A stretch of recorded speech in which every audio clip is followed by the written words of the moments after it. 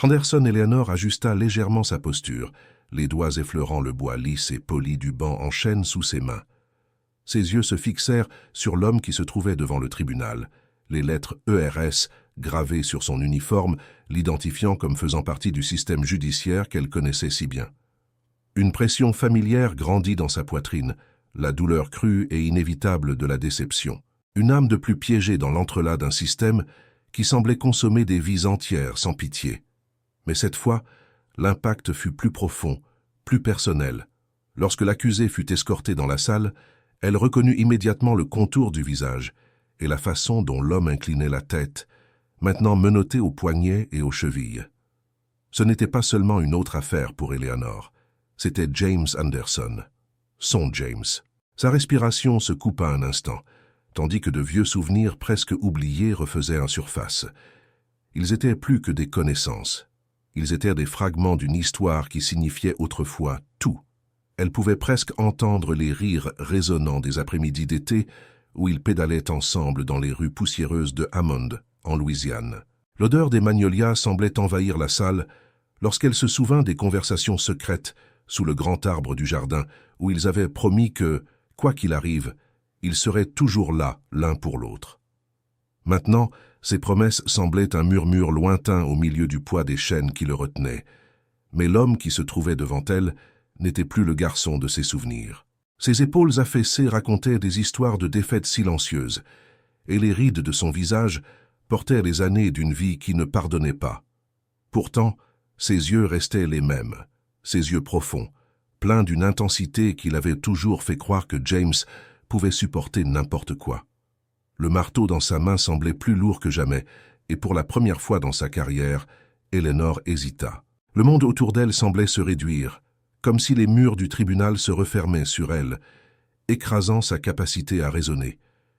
Il était impossible de concilier l'homme brisé devant elle avec le James de ses souvenirs. James leva les yeux, et à cet instant le temps sembla s'arrêter. Il y eut un éclat de reconnaissance, une étincelle de quelque chose de perdu, mais bientôt vint la résignation, comme un nuage qui obscurcissait la lumière. Il détourna rapidement les yeux, inclinant légèrement la tête en une acceptation silencieuse de sa situation. Le tribunal entier attendait, dans un silence presque palpable. Eleanor avala difficilement, se forçant à prononcer les mots que le protocole exigeait. « Monsieur Anderson, vous êtes accusé d'agression et de vol. Comment plaidez-vous » La voix qui sortit de la bouche de James était rauque, chargée de quelque chose qu'elle ne reconnaissait pas, mais qui en même temps semblait douloureusement familier. « Innocent, votre honneur. » Son cœur s'accéléra, comme s'il protestait contre la neutralité qu'elle était obligée de maintenir. Chaque fibre de son être voulait tout interrompre, exiger des explications. Que lui était-il arrivé?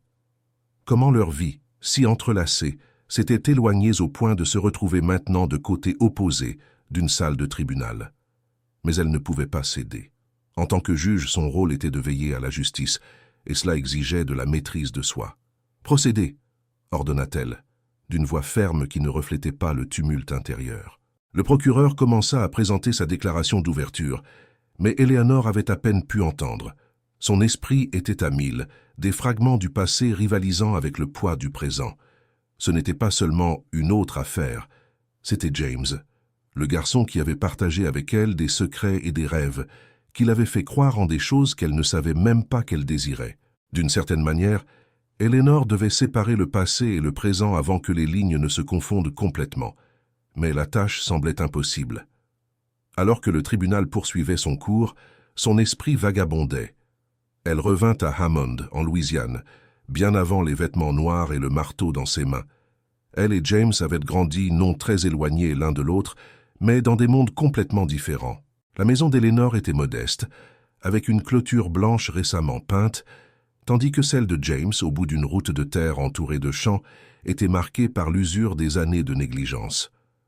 Ce n'était pas la distance qui les séparait, mais les règles tacites d'une société divisée. Leur amitié avait été une anomalie, presque un défi à ce qui était attendu. Eleanor se souvint avec netteté du jour où ils se rencontrèrent pour la première fois. Elle s'était égarée trop loin de son jardin et avait fini par arriver au bord d'un ruisseau. James était là, concentré à défaire un nœud sur sa ligne de pêche. Il semblait irrité, et elle, prise d'un courage inattendu, offrit son aide. Le geste si petit et insignifiant donna le début à des années d'aventures secrètes et de rêves partagés. « As-tu déjà pensé à partir d'ici, Eleanor ?» lui avait-il demandé un jour, alors qu'ils étaient allongés sur l'herbe sous les étoiles. « Partir pour un endroit où les gens ne te regardent pas comme si tu ne devais pas être ici, juste parce que tu es à mes côtés ?»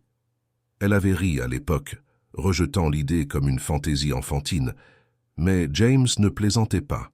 Même à cet âge, il semblait comprendre les injustices du monde d'une manière qu'elle ne parvenait pas encore à saisir.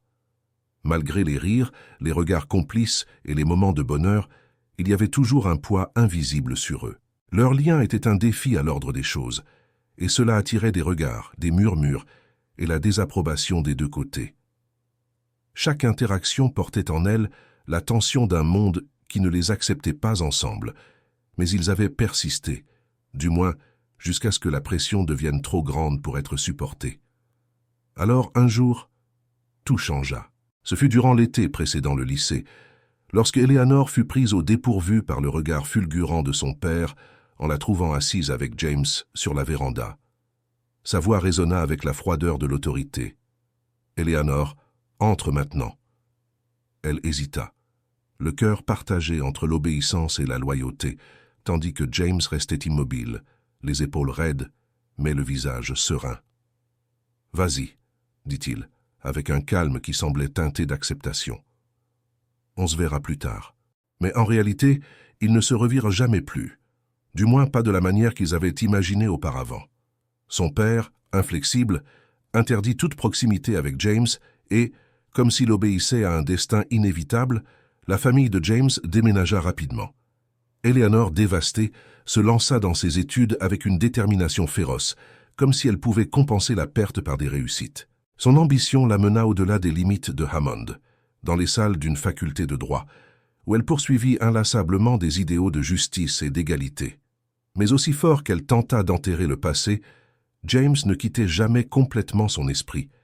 Il était le garçon qui lui avait appris le courage, pas le courage bruyant, mais celui silencieux, qui défiait les attentes et résistait au poids des préjugés. Maintenant, assise sur le banc du tribunal, Eleanor ne pouvait s'empêcher de se demander ce qui était arrivé à James après cette nuit fatidique où elle franchit la porte et ferma leur amitié derrière elle. Son casier judiciaire, présenté par le tribunal, racontait une histoire de petits délits, vols insignifiants, vagabondage. Rien qui ne suggérait un comportement intrinsèquement violent, mais ne révélant pas non plus la profondeur de la vie qu'il avait menée. Combien de secrets pouvaient être cachés entre les lignes sèches d'un dossier policier? La voix du procureur la tira de ses pensées, la ramenant au présent. Il décrivait les détails du supposé crime. James aurait agressé un employé lors d'un vol dans une supérette à bâton rouge. L'employé avait subi des blessures légères, la caisse enregistreuse avait été vidée et James avait été arrêté à quelques pâtés de maison du lieu, supposément encore avec l'argent en main. Eleanor observa James tout en écoutant le récit. Sa posture était abattue, les mains jointes devant le corps, mais son expression restait fermée, indéchiffrable. Avait-il vraiment commis ce crime ou y avait-il quelque chose de plus dans cette histoire qui n'avait pas encore été révélée? Le tribunal fut ajourné pour la pause déjeuner, offrant à Eleanor un moment de silence pour organiser ses pensées. Dans ses appartements, tandis qu'elle tentait de reconstituer son esprit, son assistante Margaret entra avec une expression préoccupée. « Juge Ace, tout va bien? Vous sembliez distraite aujourd'hui. » Eleanor hésita. Serait-il prudent de faire confiance à Margaret? Admettre qu'elle connaissait l'accusé semblait quelque chose de profondément peu professionnel. Alors, avec un petit signe de tête, elle répondit « Je vais bien, j'ai juste beaucoup de choses en tête. » Mais elle n'allait pas bien. Comment pourrait-elle l'être? Le passé qu'elle avait enterré si soigneusement était maintenant à quelques mètres d'elle, attendant un jugement, le sien autant que celui de James. Lorsque le procès reprit, l'ambiance dans la salle semblait plus dense. Le murmure des reporters remplissant leurs cahiers de notes, le bruit des papiers qui s'organisaient, et le procureur Richard Powell, se levant avec une détermination calculée, indiquaient que le véritable travail ne faisait que commencer. « Mesdames et messieurs du jury, » commença Powell d'une voix ferme qui tranchait l'air comme une lame, « cette affaire concerne la violence. Il s'agit d'un homme qui est entré dans une supérette et, sans provocation, a attaqué un employé innocent avant de voler la caisse enregistreuse. Les preuves montreront que James Anderson est coupable de ce crime. Les mots de Powell étaient méticuleux, chaque phrase soigneusement construite pour peindre James comme rien de plus qu'un numéro dans une statistique criminelle. Eleanor ressentit une pression dans son estomac alors que les mots résonnaient dans la salle. Elle regarda James qui restait immobile, le regard fixé sur le bois usé de la table devant lui. Derrière ce silence, elle se demanda ce qu'il pensait et combien il croyait encore au courage qu'ils avaient un jour partagé. L'avocate de la défense, Lisa Porter-Rose, se leva pour présenter sa déclaration d'ouverture. Jeune mais exhalant la confiance, sa voix résonna dans la salle, coupant l'atmosphère tendue. « Le ministère public veut que vous croyiez que cette affaire est simple, directe, » commença-t-elle, marchant dans le tribunal avec des gestes fermes. « Mais la vérité est que ce ne l'est pas. Depuis le début, mon client, James Anderson, a maintenu son innocence. Nous montrerons qu'il y a plus dans cette histoire, que les conclusions tirées la nuit de l'arrestation ont été hâtives et que les preuves présentées ne résistent pas à un examen minutieux. » Sa confiance était évidente, et même Eleanor, depuis sa position de juge, ne put s'empêcher de noter l'habileté de Lisa à capturer l'attention de la salle. Le premier témoin fut alors appelé à la barre, un employé qui travaillait dans la boutique la nuit de l'incident. Il commença à décrire les événements avec une richesse de détails qui semblait convaincante à première vue. Selon lui, un homme portant un sweat à capuche rouge était entré dans la boutique, avait discuté avec le caissier et l'avait ensuite attaqué avant de s'enfuir avec l'argent. Malgré la précision de ses mots, quelque chose dans son témoignage semblait répétitif, comme s'il essayait de se souvenir d'une histoire décorée plutôt que de relater une expérience vécue. Lisa, restant calme et méthodique, entama l'interrogatoire. « Monsieur Chambers » commença-t-elle, croisant les bras avec un air d'autorité, « vous avez affirmé que l'homme qui a attaqué l'employé portait un sweat à capuche rouge, correct ?»« Oui » répondit le témoin, sans hésiter. « Vous avez clairement vu le visage de cette personne ?» Il y eut une pause perceptible. « Eh bien, pas exactement. Il faisait sombre et le capuchon couvrait une grande partie de son visage. » Lisa acquiesça lentement, marchant d'un côté à l'autre avec des pas calculés. « Donc, pour être clair, vous ne pouvez pas affirmer avec certitude absolue que la personne qui a commis le vol était mon client, James Anderson. Correct ?» L'employé avala difficilement. « Non, je ne peux pas. »« Plus de questions, » dit Lisa, interrompant le témoignage avec un ton tranchant. Eleanor observa James se tortiller légèrement sur son siège, comme si ce moment de doute avait allumé une étincelle d'espoir au milieu de l'obscurité. Mais l'affaire était loin d'être conclue. La prochaine preuve présentée fut une vidéo de surveillance de la boutique.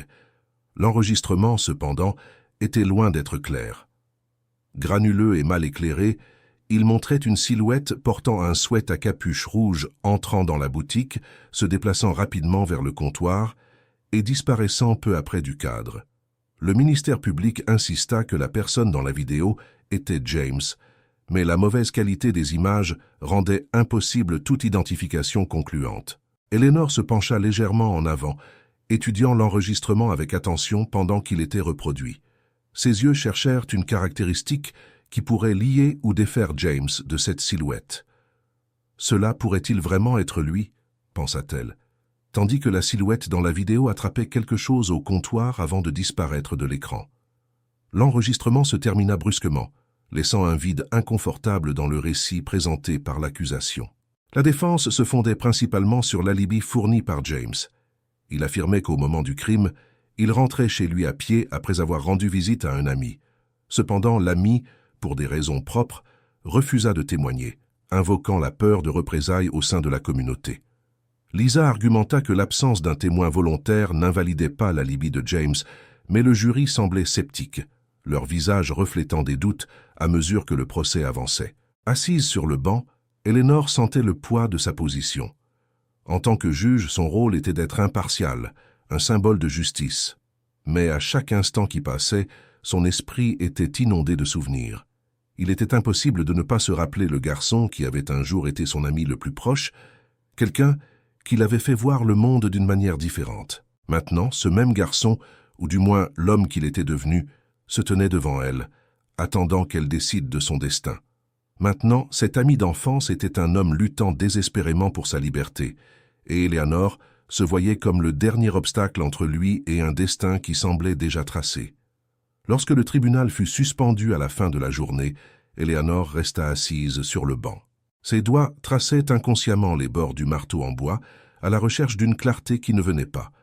Elle voulait désespérément parler à James, le regarder dans les yeux et lui demander directement ce qui s'était passé.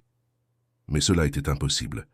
Tout contact en dehors du tribunal mettrait en péril non seulement l'affaire, mais aussi sa carrière et sa propre intégrité. Alors qu'elle observait James être escorté hors de la salle menottée, la détermination d'Eleanor vacilla. Toute sa vie, elle avait cru en la justice, en l'impartialité du système et en sa capacité à révéler la vérité. Mais maintenant, face à ce dilemme personnel et éthique, elle commença à se demander si la vérité était vraiment accessible ou simplement une construction limitée par la portée humaine. Et pire encore, si elle-même aurait le courage de la voir, si cela signifiait défier tout ce en quoi elle croyait. Le jour suivant, le tribunal était rempli de murmures étouffés, une tension électrique dans l'air, tandis que le procès atteignait un point décisif. C'était au tour de la défense de présenter son cas. Lisa Porter, gardant son calme, appela son premier témoin clé, l'agent Daniel Harris qui avait arrêté James la nuit de l'incident. Eleanor se pencha légèrement en avant, les yeux attentifs. C'était le moment où les fissures, si elles existaient, pouvaient commencer à se montrer.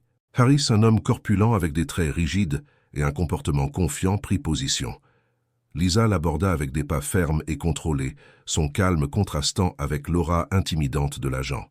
« Agent Harris, commença-t-elle, vous avez appréhendé mon client, correct ?»« Oui, correct, répondit-il, sa voix ferme et tranchante.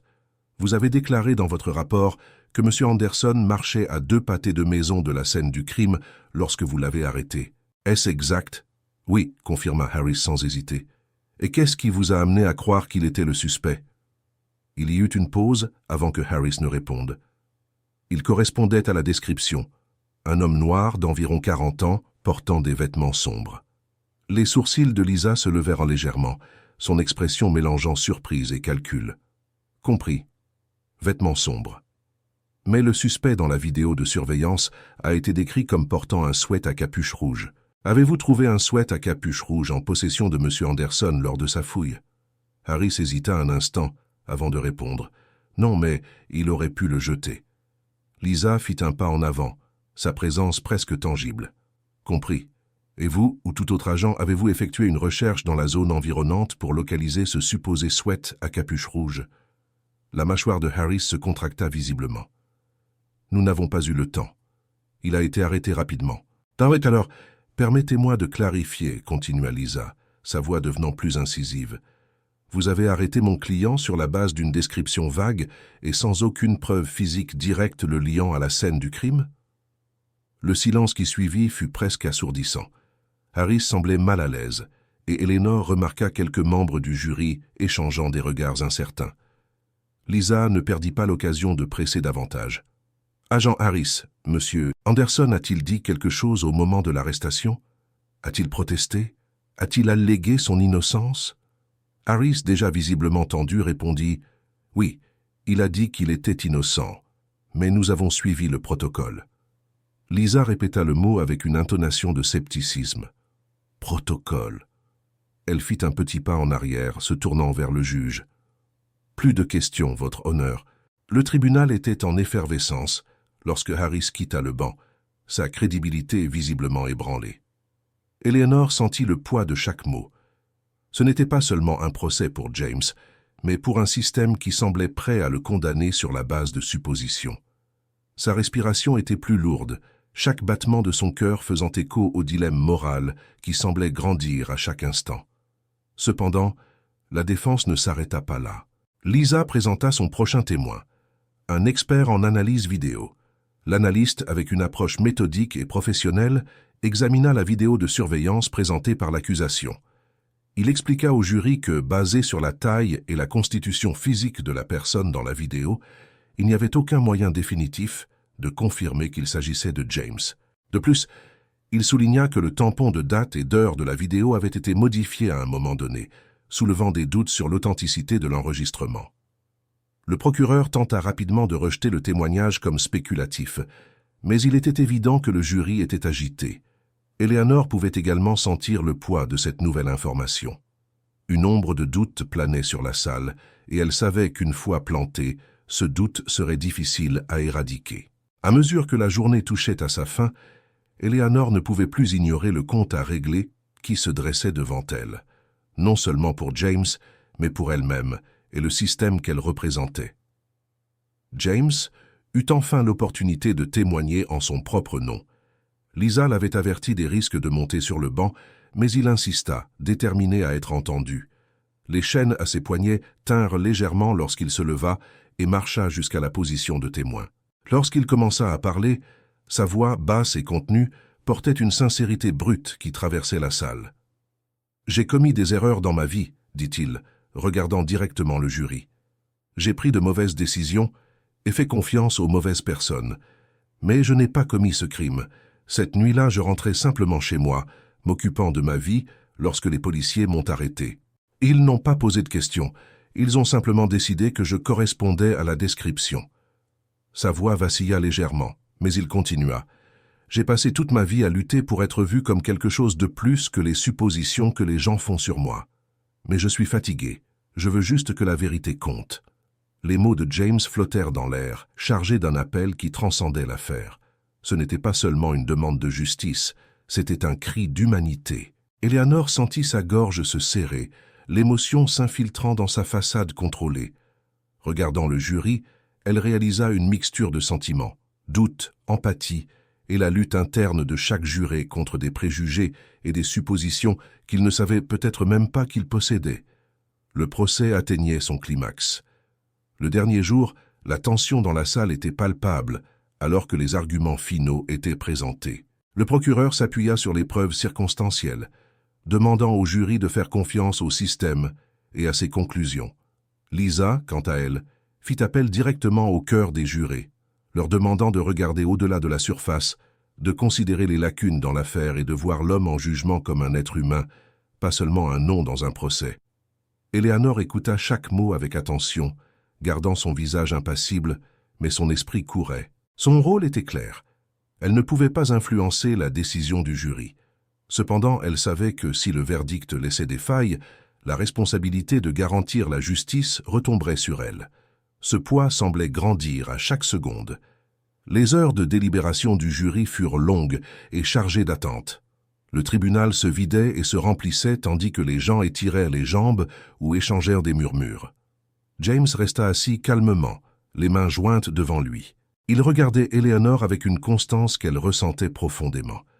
Elle savait ce qu'il espérait, justice, mais peut-être aussi une explication, quelque chose qu'elle ne savait pas si elle pourrait offrir. Finalement, le jury revint. La salle tomba dans un silence absolu lorsque le verdict fut annoncé.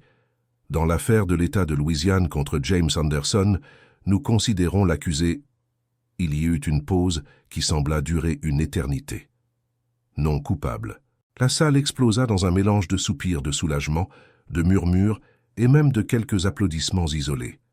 Eleanor frappa du marteau, rétablissant l'ordre, tandis que son regard se posa brièvement sur James.